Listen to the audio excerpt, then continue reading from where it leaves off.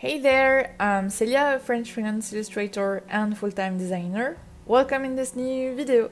Today we are testing together some alcohol markers from the brand Decotime.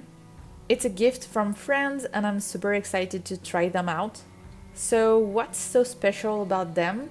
The brand says that you can create some shading by making the tips of the markers touch each other.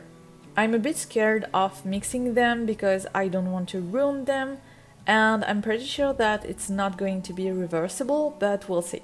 Before that, I'm creating a color chart to see all the pretty colors that I got. I tried them first on a Copic paper, but it looked really weird compared to the marker paper that I'm used to. So I decided to try the same color chart again, but on my usual paper. I'm using the Letraset bleed-proof marker pad, and that one is way better. You can see that the colors are way more vibrant, so I'll continue with this one. When you are doing some art, the paper is definitely something that can change completely how your art looks. I'm pretty happy with all the colors. I really like the pastel ones, and most of them are really pigmented. The only thing that I miss a bit is a pretty orange. But the color palette is already quite great, so it's nice. I always find super deceptive the fact that when you are using the alcohol markers, and what I'm saying right now works for every alcohol-based marker that I ever tried, is that the color, when you are just applying it versus the color a minute later, have nothing in common. For example, the peach color is super flashy when I'm applying it, but a few seconds later, the alcohol evaporates, so the color shifts completely. It's still super pretty, but way less vibrant. I really love the tips because they are shaped like brushes and they're soft.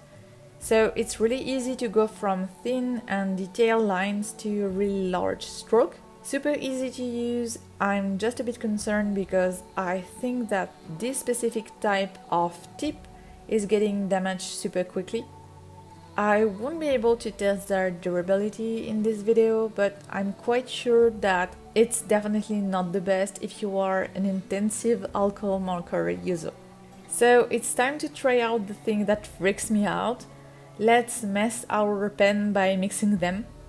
To do so, I'm taking the yellow and one of the pink color, and I'm making gently the two tips touch each other. As I'm waiting a few seconds, you can see that the color of the yellow tip is shifting.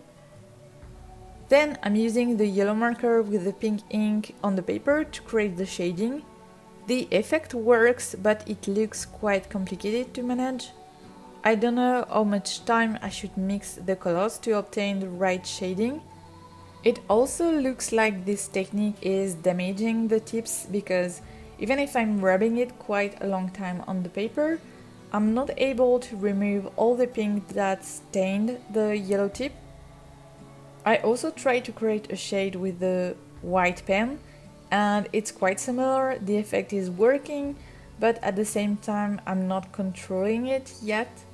Maybe with some training I'll be able to manage the shading better.